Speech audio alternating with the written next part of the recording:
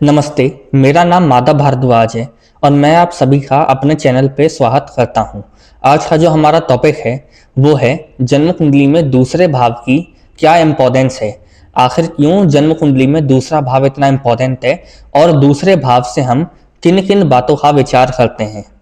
तो इस बात को समझने से पहले, वीडियो को स्टार्ट करने से पहले मैं आपको कुछ एस्ट्रोलॉजी के बहुत गोल्डन रूल्स के बारे में बताना चाहता हूं जो काफ़ी बेसिक भी हैं और दूसरे भाव की इम्पोर्टेंस आपको जब तक क्लियर नहीं हो पाएगी, जब तक आप इन दो बातों को समझेंगे नहीं।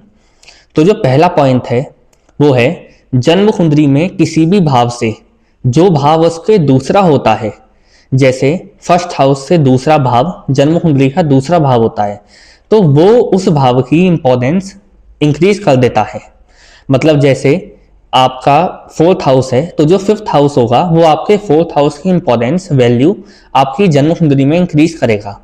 और जो कोई भी भाव किसी भी भाव से 12वें होता है वो भाव उसकी इंपॉर्टेंस कम कर देता है।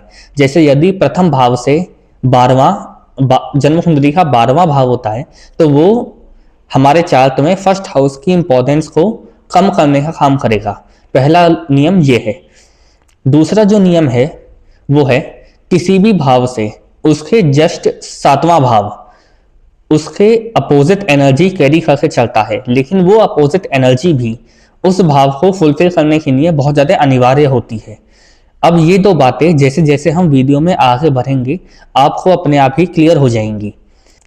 ये बात आपने हमेशा सुनी होगी कि जन्म कुंडली के दूसरे भाव से हम अपनी फैमिली, अपने फैमिली मेंबर्स और हमारे पास कितना पैसा रहेगा, हमारे पास कितनी वेल्थ रहेगी, इन बातों का विचार करते हैं। लेकिन जन्म कुंडली का दूसरा भाव की इंपॉर्टेंस सिर्फ यहीं तक सीमित नहीं है। ये जो हमारा फोरहेड होता है, इसके जो हमारे फेस का नीचे वाला हिस्सा है जिसमें हमारे मोस्टली सब मेन सेंस ऑर्गन्स आ जाते हैं, जैसे हमारी आंख, हमारे कान, हमारी नोज, हमारा माउथ, इन सब को जन्म कुंडली का दूसरा भाव दर्शाता है।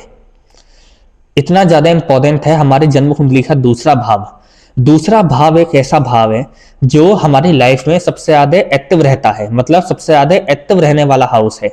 आप खुद सोचिए, जब भी आप किसी भी इंसान से मिलते हैं या जब भी कोई भी व्यक्ति आपको देखता है उसका ध्यान सबसे पहले आपके फेस पे होता है। जब भी कोई इंसान आपसे बात करता है तो वो हमेशा ये जानना चाहता है कि आप किस प्रकार के इंसान हैं। और दूसरे भाव की इंपॉर्टेंस को हाईलाइट करने के लिए मैं एक बात का यूज करूंगा कि आपने हमेशा सुना होगा कि first impression is the last impression.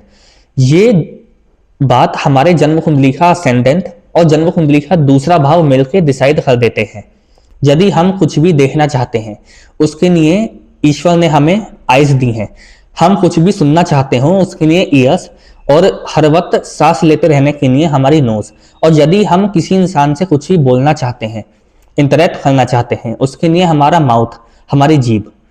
जन्म कुंडली के दूसरे भाव को जब भी कोई भी ग्रह आकर दूषित कर देता है या जन्म कुंडली का दूसरा भाव हमारा जब भी पीड़ित होता है, उसकी पीड़ा हमारी लाइफ में सबसे ज्यादा प्रॉपर वे में नजर आती है। कोई भी दूसरा इंसान जो थोड़ा बहुत टाइम भी हमारे साथ रहा है वो उस कमी को पकड़ लेता है। और जन्म कुंडली के दूसरे भाव से जस्ट अपोजिट होता है 8वां भाव। 8वां भाव जो प्रॉपर समय एक्टिव नहीं रहता, पूरा दिन एक्टिव नहीं रहता, और जो सबसे ज्यादा गुप्त भाव है, लेकिन कहीं ना कहीं अष्टम भाव की एनर्जी हमारे दूसरे भाव की एनर्जी को बैलेंस करती है। जहां दूसरा भाव हमारे लाइफ में सबसे ज्यादा अहम रोल निभाता है, हर वक्त एक्टिव रहता है 24/7, वहीं अष्टम भाव जन्म कुंडली का सबसे ज्यादा गुप्त हाउस है। जैसा मैंने आपको वीडियो की स्टार्टिंग में बताया था कि हर भाव से 7 में उसके अपोजिट एनर्जी होती है जो उस चीज को बैलेंस करती है। अब हम बात करते हैं कि जन्म कुंडली में कौन से ऐसे प्लैनेट्स हैं जो दूसरे भाव में बहुत अच्छा परफॉर्म कर पाते हैं और कौन से ऐसे प्लैनेट हैं जब दूसरे हाउस में वो प्लेस होते हैं या उनके एस्पेक्ट आते हैं तो वो उसे थोड़ा दूषित कर देते हैं। देखिए, जितने भी सौम्य ग्रह हैं जिन्हें हम बेनिफिक बोलते हैं, जैसे बृहस्पति, शुक्र, बुध और पूर्णिमा के आसपास का शुक्ल पक्ष से बलवान चंद्रमा, इन चारों प्लेनेट के लिए दूसरा भाव जन्म कुंडली का बहुत ज्यादा कंफर्टेबल प्लेसमेंट है। और दूसरी तरफ जो मेलेफिक हैं जैसे मार्स, सन, राहु, केतु और शनिदेव, ये कहीं ना कहीं दूसरे भाव में बैठकर भले ही money wise most of the cases में अच्छा काम करते हो। अब जैसे मान लीजिए मार्स यदि अपने ओन साइन में, अपने एग्जॉल्टेड साइन में दूसरे भाव में प्लेस होगा तो वो वेल्थ के लिए इतना बुरा नहीं है। लेकिन जब भी मंगल जैसा प्लेनेट जो काफी अग्रेसिव है और बहुत ज्यादा स्ट्रेट फॉरवर्ड है, सन मार्स ऐसे प्लेनेट जब भी दूसरे हाउस में आएंगे तो पहला वो इंसान की वाणी को थोड़ा दमदार बना देंगे, उसे भारी कर देंगे, और ऐसा इंसान जो है ना बहुत ज्यादा स्ट्रेट फॉरवर्ड हो जाएगा।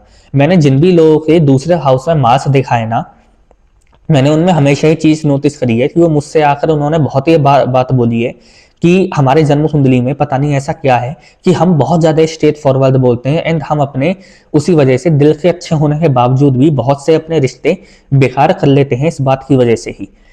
तो दूसरे हाउस में जितने भी मेलिफिक हैं ये वहां पे वेल्थ भले ही दे देते हो, लेकिन कहीं ना कहीं जो हमारे लिव इन फैक्टर्स होते हैं ना, हमारी फैमिली, हमारे फैमिली मेंबर्स और दूसरों पे हमारा थोड़ा बहुत लाइफ में गलत इंप्रेशन कभी कभी छोड़ देते हैं।